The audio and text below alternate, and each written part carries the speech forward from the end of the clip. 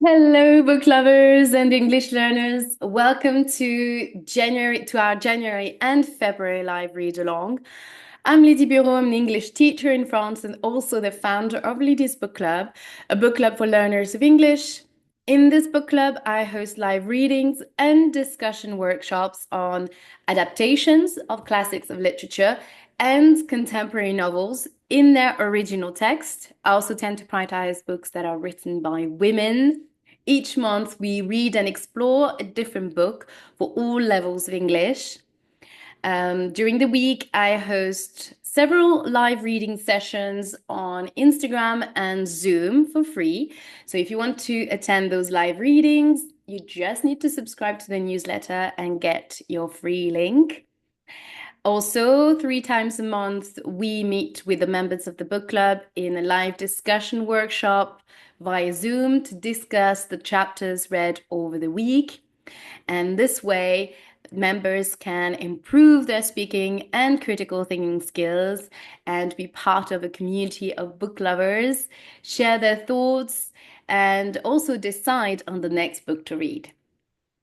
So, we are currently reading this original text. It ends with us, book written by Colleen Hoover and published in 2016.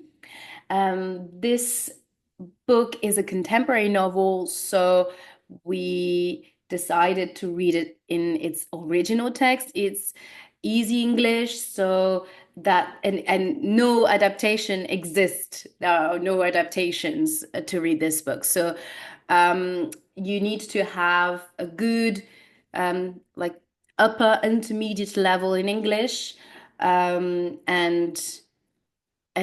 more. So B2 in advanced, B2 C1 plus level in English.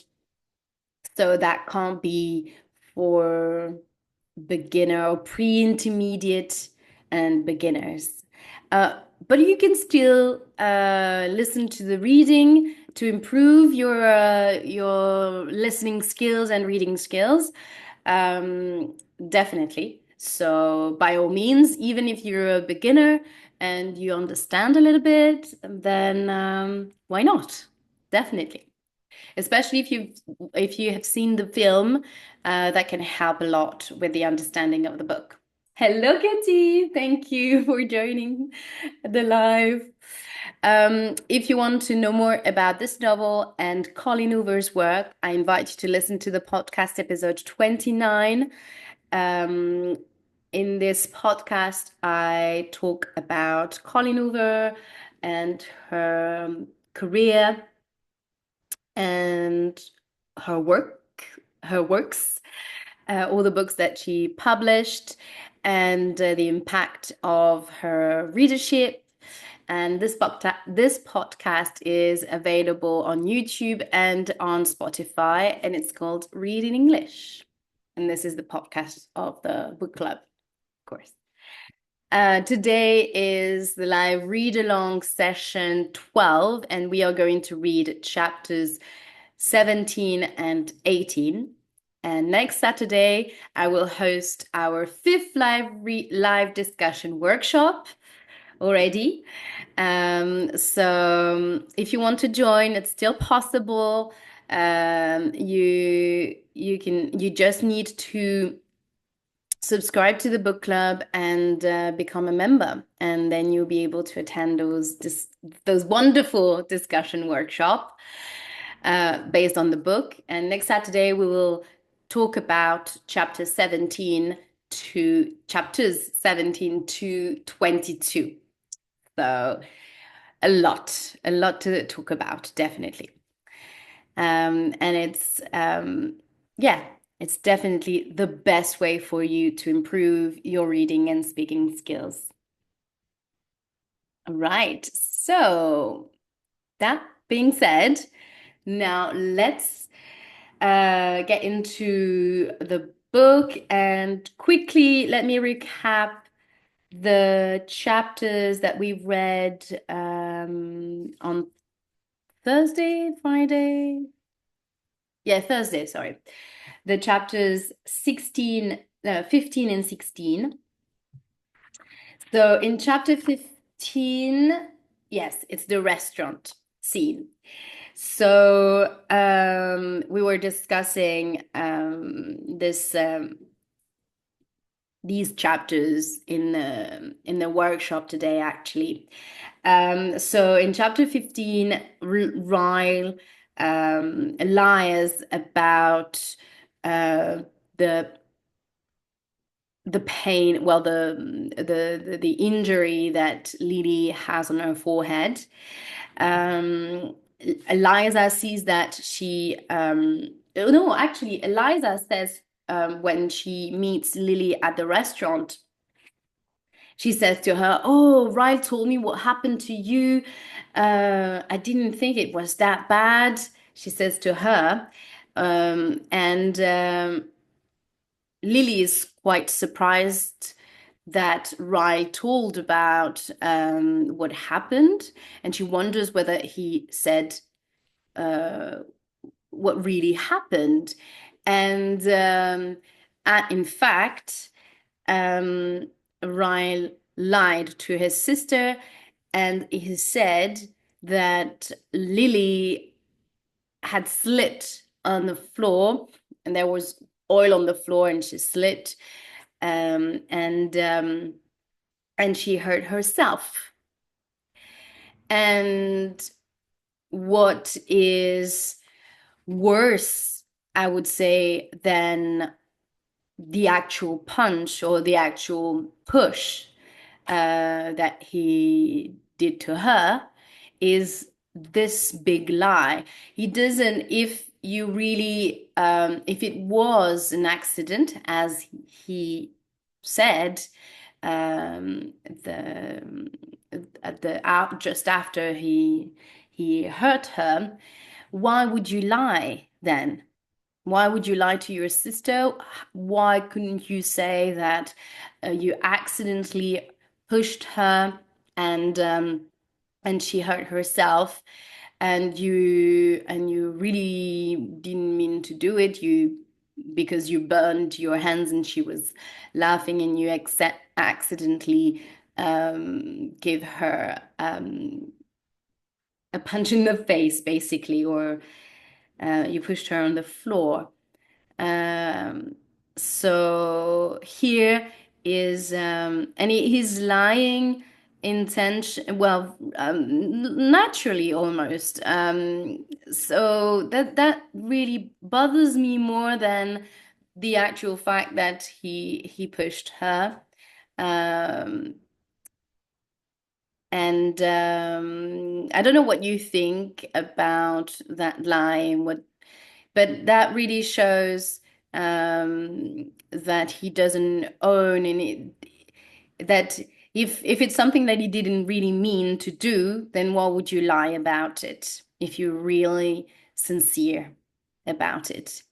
So here for me is the real sign that it is something that is like a pattern in Ryle's behavior almost.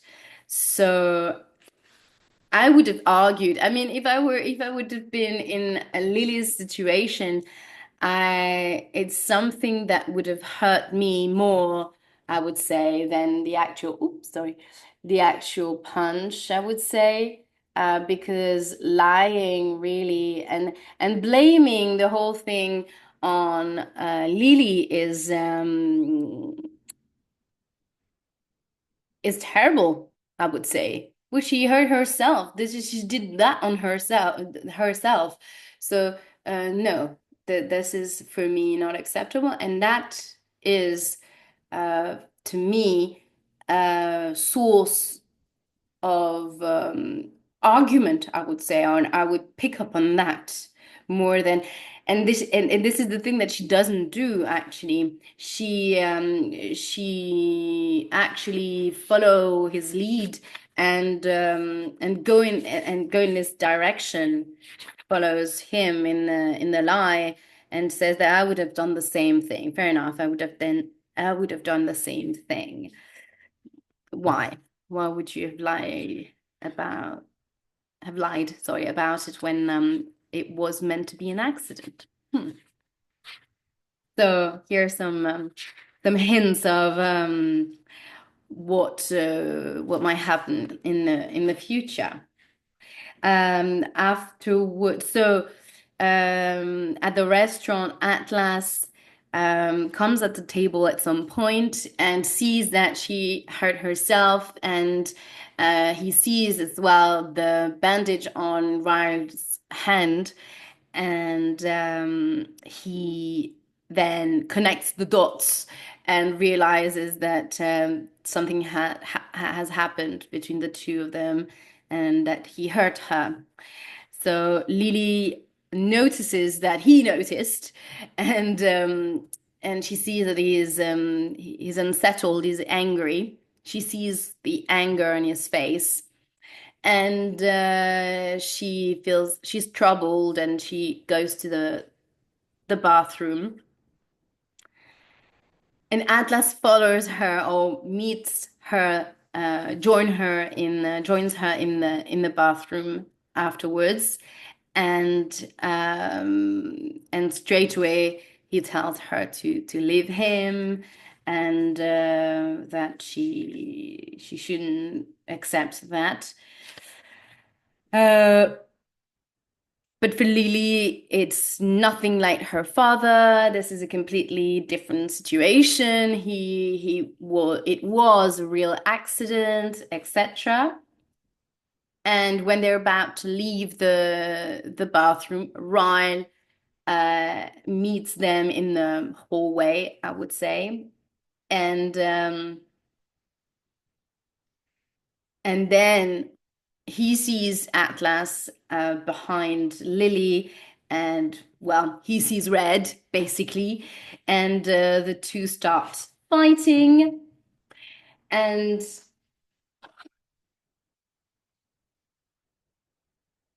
okay, sorry, I'm back again. The two start fighting, and eventually Lily and Ryle leave the restaurant. And in chapter 16, uh, Atlas comes to the shop, to Lily's shop, to apologize, but not for starting a fight with Ryle, but for saying that she sounded like her mother, which he understands was very painful and unkind to say, knowing about Lily's past, and well, knowing Lily's family history, and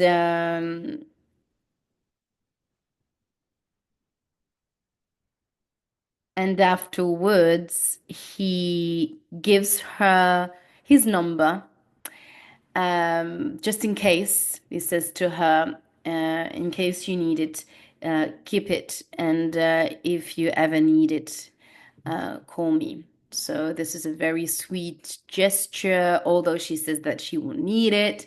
That is not, this is unnecessary. He shows her that he is around, he is there for her, and that means a lot, definitely. And eventually, at the end of the chapter, and before he leaves the shop, he offers her a lovely gift, which is a book from Ellen DeGeneres. It's a real book. It's true. She actually so Ellen DeGeneres published a book in 2011 called Seriously, I'm Kidding. And he got it signed by the author. So Ellen DeGeneres signed the book for Lily. And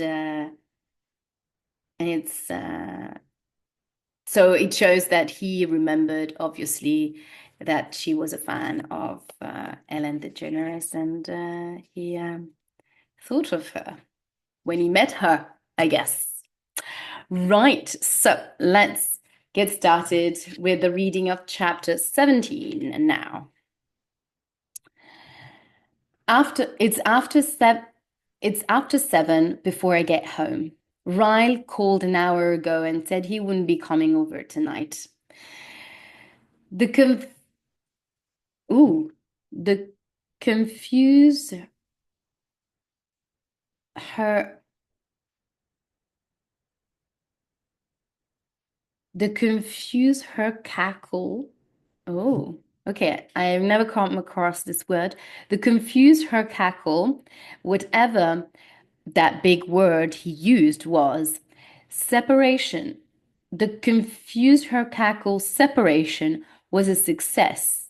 Ah, yes, the conf oh no, so it's not the confuser, it's he had this big surgery that Ryle had this big surgery with the twins that he needed to separate. He needed those twins were stuck together, and he needed to separate the two brains so they were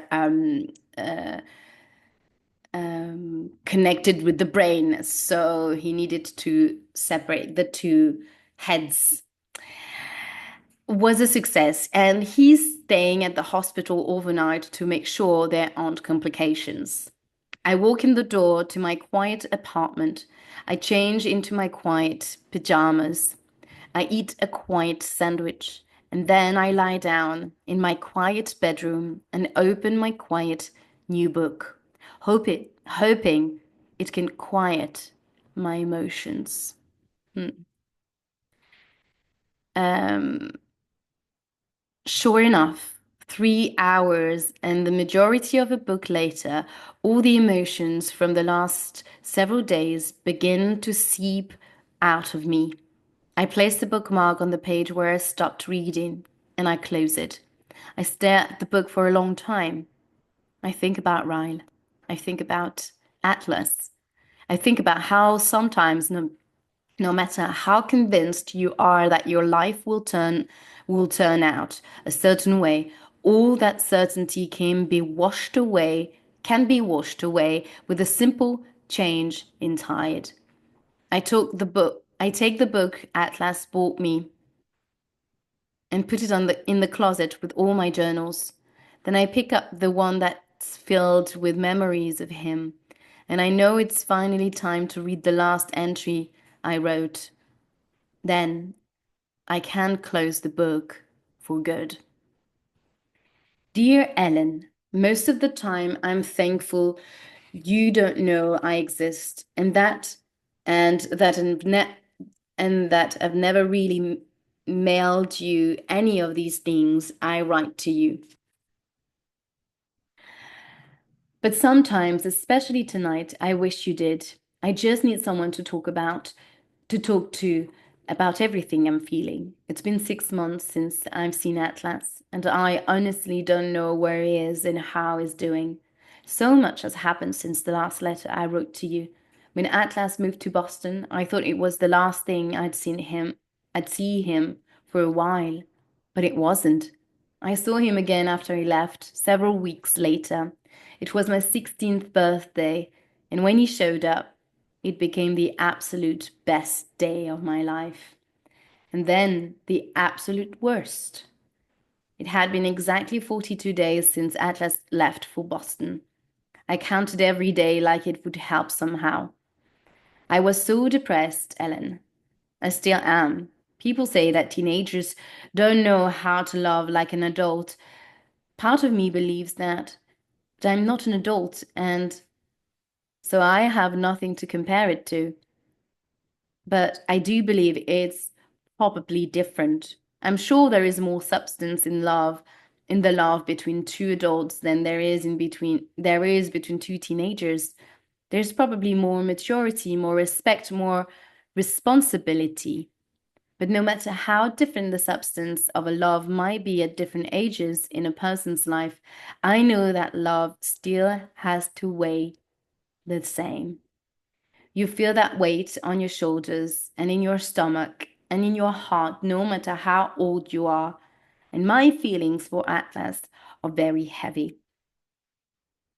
Every night I cry myself to sleep and I whisper, just keep swimming. But it gets really hard to swim when you feel like you're anchored in the water. Now that I think about it, I've probably been experiencing the stages of grief in a sense: denial, anger, bargaining, depression, and acceptance. I was deep in the depression stage the night of my 16th birthday. My mother had tried to make the day a good one. She bought me gardening supplies, made my favorite cake, and the two of us went to dinner together. But by the time I had crawled into bed that night, I couldn't shake the sadness. I was crying when I heard the tap on my window. At first, I thought it had started raining, but then I heard his voice. I jumped up and ran to the window, my heart in hysterics. He was standing there in the dark, smiling at me. I raised the window and helped him inside, and he took me in his arms and held me there for so long while I cried. He smelled so good. I could tell when I hugged him that he'd put on some much needed weight in just the 6 weeks since since I had last seen him. He pulled back and whipped his tears off my cheeks. And whipped the tears off my cheeks. Why are you crying, Lily?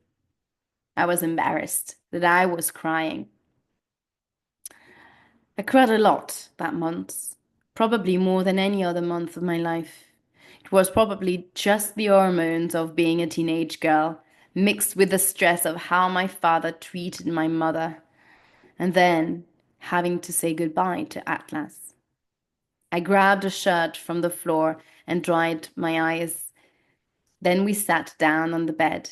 He pulled me against his chest and leaned against my headboard. What are you doing here? I asked him. It's your birthday, he said, and you're still my favorite person, and I've missed you. It was probably no later than 10 o'clock when he got there, but we talked so much. I remember it was after midnight the next time I looked at the clock. I can't even remember what all we talked about, but I do remember how I felt. He seemed so happy, and there was a light in his eyes that I'd never seen there before, like he'd finally found his home. He said he wanted to tell me something, and his voice grew serious. He readjusted me so that I was straddling his lap because he wanted me to look him in the eyes when he told me. I was thinking maybe he was about to tell me he had a girlfriend or that he was leaving even sooner for the military. But what he said next shocked me. He said that the first night he went to that old house, he wasn't there because he needed a place to stay. Ooh, he went there to kill himself. My hands went up to my mouth because I had no idea things had gotten so that bad for him. So bad that he didn't even want to leave anymore. I hope you never know what it's like to feel that lonely, Lily, he said. He went on to tell me that the first night he was at that house, he was sitting in the living room floor with a razor blade to his wrist. Right when he was about to use it, my bedroom light went on.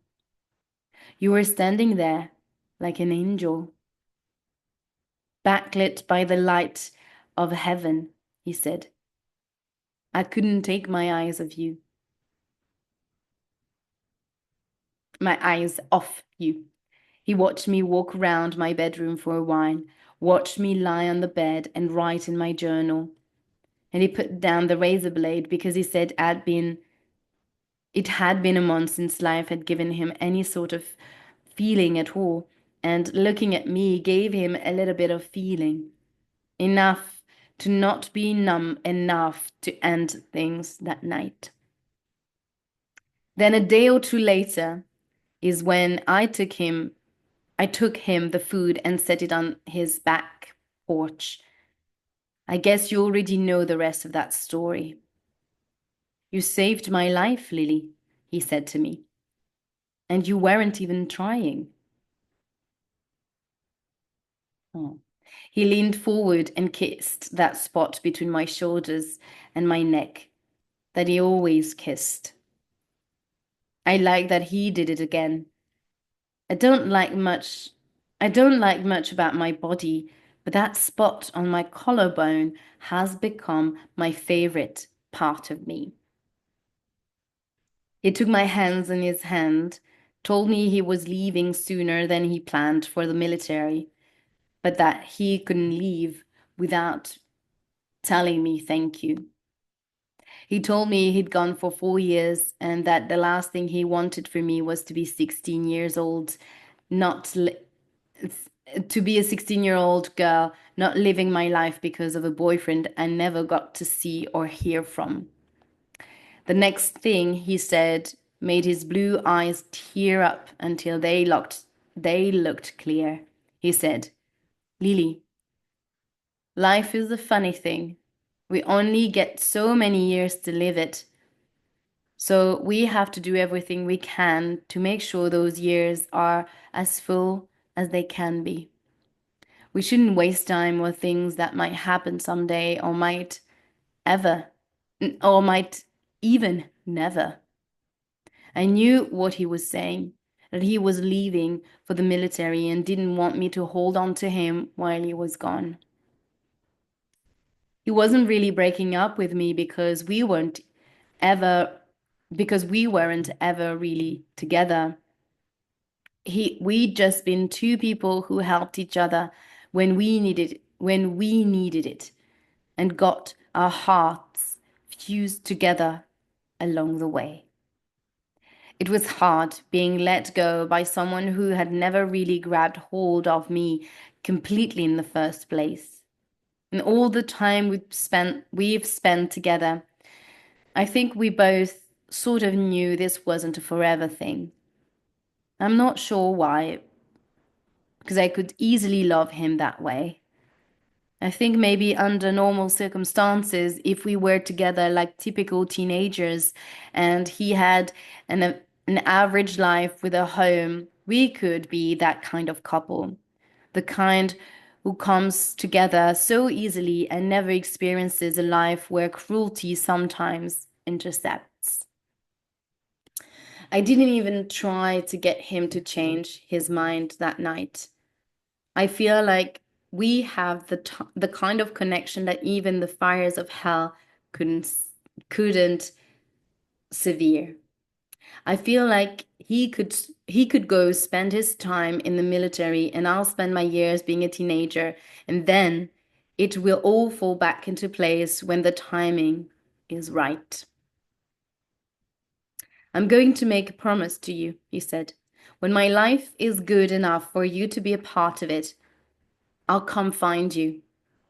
But I don't want you to wait around for me, because that might never happen.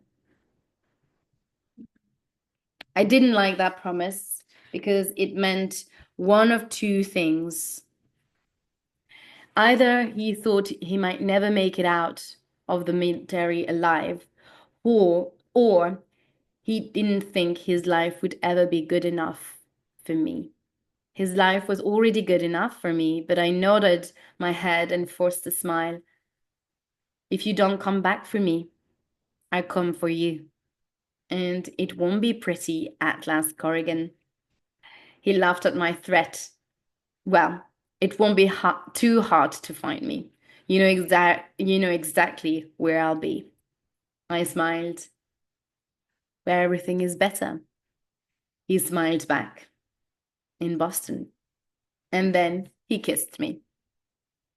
Ellen, I know you're an adult and know all about what comes next, but I still don't feel comfortable telling you what happened over those next couple of hours. Let's just say we both kissed a lot. We both laughed a lot. We both laughed a lot. We both breathed a lot, a lot. And we both had to cover our mouth and be as quiet and still as we could so we wouldn't get caught. When we were finished, he held me against him, skin to skin, hand to heart. He kissed me and looked straight in my eyes. I love you, Lily. Everything you are, I love you. I know those words get through around a lot, especially by teenagers. A lot of things prematurely, a lot of times prematurely, and without much merit. But when he said them to me, I knew he wasn't saying it like he was in love with me. It wasn't that kind of I love you. Imagine all the people you meet in your life. There are so many. They come in like waves trickling in and out with the tide. Some waves are much bigger and make more of an impact than others.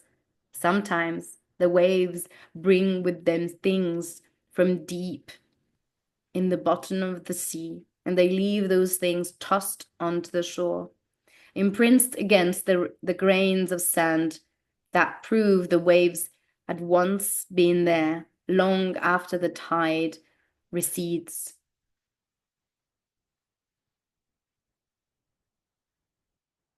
That was what Atlas was telling me when he said, I love you. He was letting me know that I was the biggest wave he'd ever come across. And I brought so much with me that my impressions would always be there, even where the tide rolled out. After he said he loved me, he told me he had a birthday present for me. He pulled out a small brown bag. It isn't much, but it's all I could afford. I opened the bag and pulled out the best present had ever received. It was a magnet that said Boston on the top. At the bottom, in tiny letters, it said, where everything is better. I told him I could keep it forever. I would keep it forever. And every time I look at it, I think of him.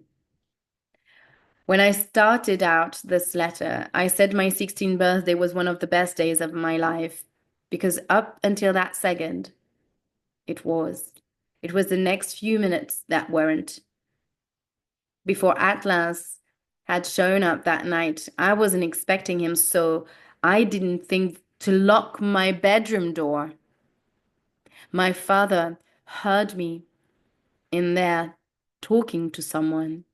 And when he threw open my door and saw Atlas in bed with me, he was angrier than I'd ever seen him. And Atlas was at a disadvantage by not being prepared for what came next. I'll never forget that moment for as long as I live, being completely helpless as my father came down on him with a baseball bat. The sound of bones snapping was the only thing piercing through my screams. I still don't know who called the police. I'm sure it was my mother, but it's been 6 months and we still haven't talked about that night. By the time the police got to my bedroom and pulled my father off of him, I didn't even recognize Atlas. He was covered in so much blood. I was hysterical. Hysterical. Not only did they have to take Atlas away in an ambulance, they also had to call an ambulance for me because I couldn't breathe. It was the first and only panic attack I've ever had. No one would tell me where he was or if he was even okay. My father wasn't even arrested for what he'd done. Word got out that Atlas had been staying in that old house and that he had been homeless. My father became revered for his heroic act, saving his little girl from the homeless boy who manipulated her into having sex with him. Oh my gosh. My father said I'd shamed our whole family by giving the town something to gossip about. And let me tell you, they still gossip about it. I heard Cathy in the bus today telling someone she tried to warn me about Atlas. She said she knew he was bad news from the moment she laid eyes on him, which is crap. If Atlas had been on the bus with me, I probably would have kept my mouth shut and been mature about it like he tried to teach me to be. Instead, I was so angry, I turned around and told Cathy she could go to hell. I told her Atlas was a better human that she'd ever be. And if I ever heard her say one more bad thing about him, she'd regret it. Well, she's threatening really hard here. She just rolled her eyes and said, Jesus, Lily, did he brainwash you? He was a dirty, thieving, homeless kid who was probably on drugs. He used you for food and sex, and now you're defending him? She's lucky the bus stopped at my house right then. I grabbed my backpack and walked off the bus, then went inside and cried in my room for 3 hours straight. Now my head hurts, but I knew the only thing that would make me feel better is if I finally got all out on paper. I've been avoiding writing this letter for 6 months now. No offense, Ellen, but my head still hurts. So does my heart. Maybe even more right now than it did yesterday. This letter didn't help one damn bit. I think I'm going to take a break from writing to you for a while. Writing to you reminds me of him, and it all hurts too much. Until he comes back for me, I'm just going to keep pretending to be okay. I'll keep pretending to swim when really all I'm doing is floating, barely keeping my head above water. Lily. I flipped to the next page, but it's blank. That was the last time I ever wrote to Ellen.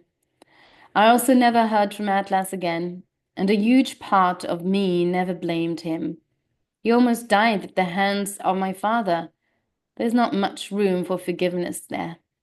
I knew he survived and that he was okay, because my curiosity has sometimes gotten the best of me over the years, and I'd find that what I could about him online. There wasn't much, though, enough to let me know he'd survived and that he was in the military. I still never got him out of my head, though. Time made things better, but sometimes I would see something that would remind me of him, and it would put me in a funk. It wasn't until I was in college for a couple of years and dating someone else that I realized maybe Atlas wasn't supposed to be my whole life. Maybe he was only supposed to be a part of it. Maybe love isn't something that comes full circle. It just ebbs and flows in and out, just like the people in our lives. On a particular lonely night in college, I went alone to a tattoo studio and had a heart put on the spot where he used to kiss me. It's a tiny heart about the size of a thumbprint, and it looks just like the heart he carved for me out of the oak tree. It's not fully closed at the top, and I wonder if Atlas carved the heart like that on purpose, because that's how my heart feels every time I think about him. It just feels like there is a little hole in it, letting out all the air. After college, I ended up moving to Boston, not necessarily because I was hoping to find him, but because I had to see for myself if Boston really was better. Platora held nothing for me anyway, and I wanted to get as far away from my father as I could. Even though he was sick and could no longer hurt my mother, he still somehow made me want to escape the entire state of Maine. So that's exactly what I did. Seeing Atlas in his restaurant for the first time filled me with so many emotions. I didn't know how to process them. I was glad to see that he was okay. I was happy that he looked healthy, but I would be lying if I said I was a little bit, if I said I wasn't a little bit heartbroken that he never tried to find me like he promised. I love him. I still do, and I always will. He was a huge wave that left a lot of imprints in my life, and I'll feel the weight of that love until I die. I've accepted that. But things are different now. After today, when he walked out of my office, I thought long and hard about us. I think our lives are where they're supposed to be. I have Ryle, Atlas as his girlfriend. We both have the careers we always hoped for. Just because we didn't end up on the same wave doesn't mean we aren't still a part of the same ocean. Things with Ryle are still fairly new, but I feel that same depth with him that I used to feel with Atlas. He loves me just like Atlas did. And I know if Atlas had a chance to get to know him, he would be able to see that he'd been happy for me. Sometimes an unexpected wave comes along, sucks you up, and refuses to spit you back out. Ryle is my unexpected tidal wave. And and right now I'm skimming the beautiful surface. Well, so this is the end of chapter 16, no, 17. Whatever. Wait, no, 17. I'm lost. Yeah, 17. And this is now the beginning of part 2 of the book and chapter 18. Let's go. Oh God, I think I might throw up. Ryle puts his thumb under my chin and tilts my face up to his. He grinds at me. You'll be fine. Stop freaking out. I shake my hands out and bounce up and down inside the elevator. Can't help it, I say. Everything you and Eliza have told me about your mother makes me so nervous. My eyes widen and I bring my hands up to my mouth. Oh God, Ryle, what if she asks me questions about Jesus? I don't go to church. I mean, I read the Bible when I was younger, but I don't know answers to any Bible trivia questions. He's really laughing now. He pulls me to he pulls me to him and kisses the side of my head. She won't talk about Jesus. She already loves you based on what I've told her. All you have to do is be you, Lily. I start nodding. Be me. Okay, I think I can pretend to be me for one evening, right? The doors open and he walks me out of the elevator towards Eliza's apartment. It's funny watching him knock, but I guess he technically doesn't live here anymore. Over the last few months, he's just sort of slowly began staying with me. All of his clothes are at my apartment. His toiletries last week. His toiletries. Last week he even hung that ridiculous blurry photograph of me up in our bedroom. And it really felt official after that. Oh, sorry, just one second.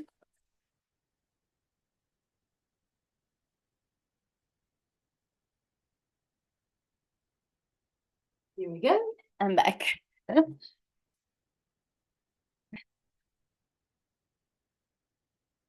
Where's my eggs were about to explode. Um, so where was I? Ah, his toiletries.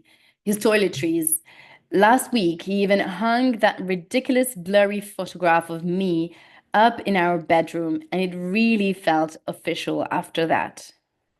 Does she know we live together? I asked him. Is she okay? Is she okay with that? I mean, we aren't married.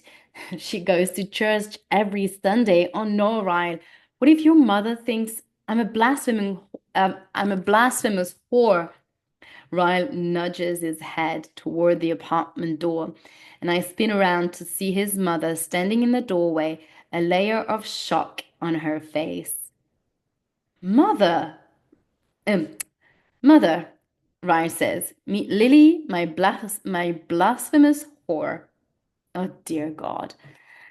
His mother reaches for me and pulls me in for a hug, and her laughter is everything I need to get me through this moment.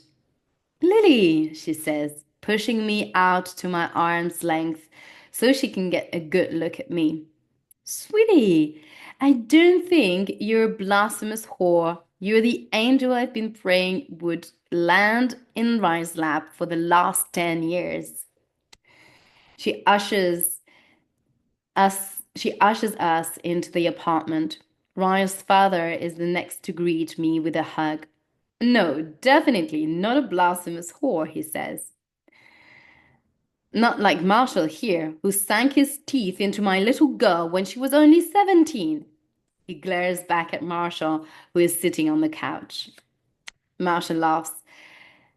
That's where you're wrong, Dr. Kincaid, because Eliza was the one who sank her teeth into me first. My teeth were in another girl who tasted like Cheetos, and Marshall doubles over when Eliza elbows him in the side. The elbow, she did that. She kicked him like that. And just like that, every single fear I had has vanished. Sorry. And just like that, every single fear I had has vanished. They're perfect. They're normal. They say horror and laugh at Marsha's jokes. I couldn't ask for anything better. 3 hours later, I'm lying on Eliza's bed with her. Their parents went to bed early, blaming jet lag. Ryle and Marshall are in the living room watching sports. I have my hand on Eliza's stomach, waiting to feel the baby kick. Her feet are right here, she says, moving my hand over a few inches. Give it a few seconds. She's really active tonight. We remain quiet while we both wait for her to kick. When it happens, I squeal my laughter. My God, it's like an alien. Eliza holds her hands on her stomach, smiling. These last 2 months and a half, these last 2.5 months are going to be hell, she says. I'm so ready to meet her. Me too. I can't wait to be an aunt. I can't wait for you and Ryan to have a baby, she says. I fall onto my back and put my hands behind my head. I don't know if he wants any. We've never really talked about it. It doesn't matter if he doesn't want any, she says. He will. He didn't want a relationship before you. He didn't want to get married before you. And I feel a proposal coming on.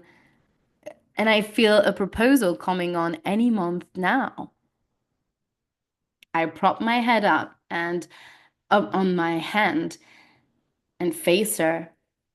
We've barely been together 6 months. Pretty sure he wants to wait a lot longer than that. I don't push things with Ryle when it comes to speeding things up in our relationship. Our lives are perfect how they are. We're too busy for a wedding anyway, so I don't mind if he wants to wait a lot longer. What about you? Eliza presses. Would you say yes if he proposed? Just give me 1 second.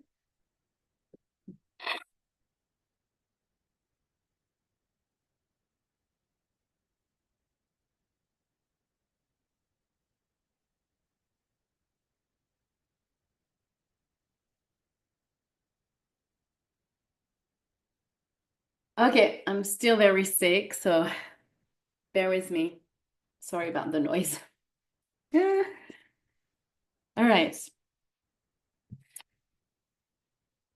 I laugh. Are you kidding me? Of course, I'd marry him tonight. Ooh. Eliza looks over my shoulder at her bedroom door.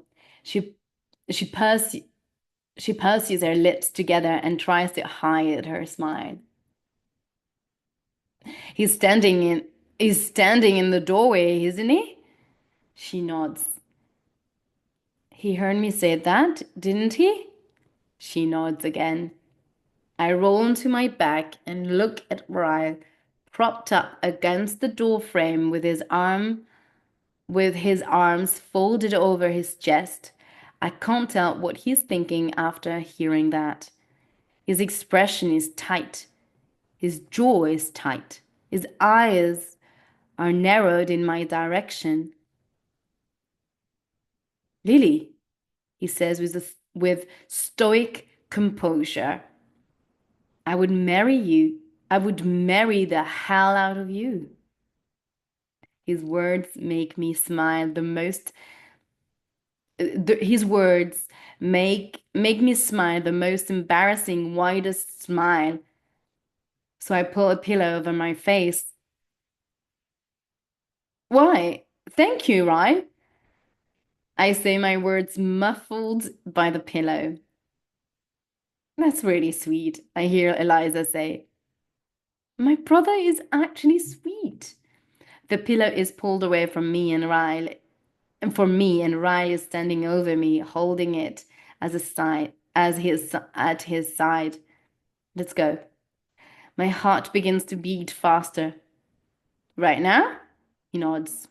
I took the weekend off because my parents are in town. You have people who can run your store for you. Let's go to Vegas and get married. Oh my God, this is so unromantic. Vegas? Ah. Eliza sits up on the bed. You can't do that, she says. Lily's a girl. She wants a real wedding with flowers and bridesmaids and shit. Ryan looks back at me. Do you want a real wedding with flowers and bridesmaids and shit? I think about it for a second. No. The three of us are quiet for a moment, and then Eliza starts kicking her legs and up and down on the bed, giddy with excitement. They're getting married, she yells. She rolls off the bed and rushes towards the living room. Marshall, pack your bags, pack our bags. We're going to Vegas. Ra reaches down and grabs my hand, pulling me to a stand. He's smiling. But there is no way I'm doing this unless I know for sure he wants it. Are you sure about this, Ryle? He runs his hands through my hair and pulls my face to his, brushing his lips against mine. Naked truth? He whispers. He whispers, I'm so excited to be your husband. I could piss my damn pants. Wow, that's so romantic. Oh my God. And this is the end of chapter 18, which was very short. You can see. And this goes really fast. This goes too fast for me, I have to say. Well, tell me what you think about it.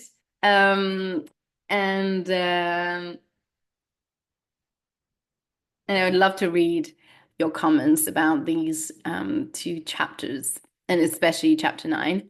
19. Oh, sorry, 18. 18.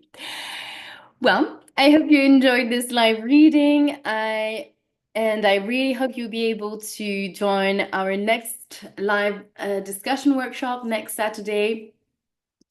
In the meantime, I will see you next Wednesday for a new live read along. We will meet again live on Instagram and on Zoom, but this time I will meet you at 11 a.m. This is a new time change. From now on Wednesdays, we will meet 11 a.m. and not 2 p.m. as before. It's Central European time. and we will read chapters 19 and 20. Have a beautiful rest of the day. Bye bye.